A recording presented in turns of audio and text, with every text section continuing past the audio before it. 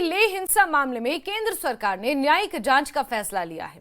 इसके लिए सरकार ने अधिसूचना भी जारी कर दी है। रिटायर्ड जस्टिस बीएस चौहान की अध्यक्षता में न्यायिक जांच होगी और इसी की मांग अपेक्स बॉडी ले और केडीए भी कर रहे थे कि इस पूरे मामले की न्यायिक जांच होनी चाहिए। मजिस्ट्रियल जांच के आदेश तो पहले ही जारी किए जा चुके हैं, लेकिन अब 24 सितंबर को जो हिंसा भड़की है लेह में, उस पर अब केंद्र सरकार ने न्यायिक जांच का फैसला भी लिया है।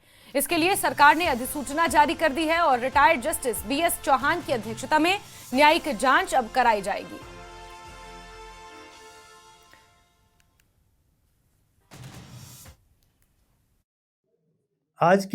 आज मैंने आपको इसलिए बुलाया क्योंकि जब से ये हादसा हुआ था तो यहाँ एक डिमांड थी कि ये जो सारा इंसिडेंट हुआ है ये क्यों हुआ।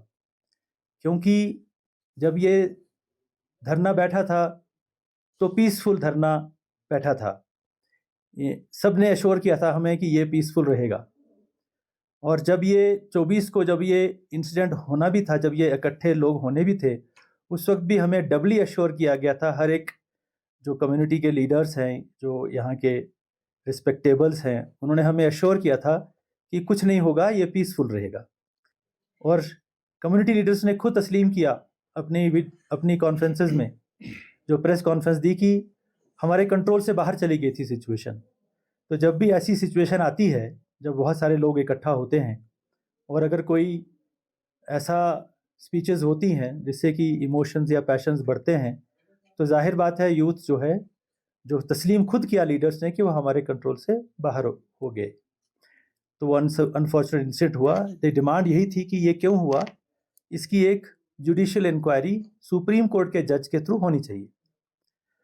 हालांकि हमने मजिस्ट्रियल इंक्वायरी तो इमीडिएटली ऑर्डर कर दी थी एक आईएएस ऑफिसर के सदारत में, और वो चल रही है। लेकिन एक बार बार हमको ये रिक्वेस्ट आती थी कि हम तब तक जो है वो एश्योर नहीं होंगे जब तक आप इसको किसी सुप्रीम कोर्ट के जज के थ्रू एक जुडिशियल इंक्वायरी ना करें, ताकि सब सच्चाई जो है वो सामने आ जाए। पर्पस यही रहता है कि फ्यूचर में ऐसा कभी ना हो।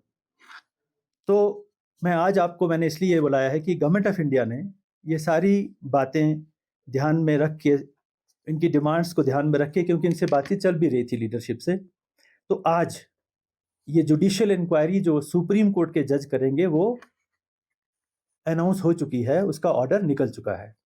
मैं ये ऑर्डर आपसे शेयर करूंगा। एक फॉर्मर जज ऑनरेबल सुप्रीम कोर्ट के डॉक्टर जस्टिस बीएस चौहान, उनकी सदारत में अब ये जुडिशियल इंक्वायरी होगी।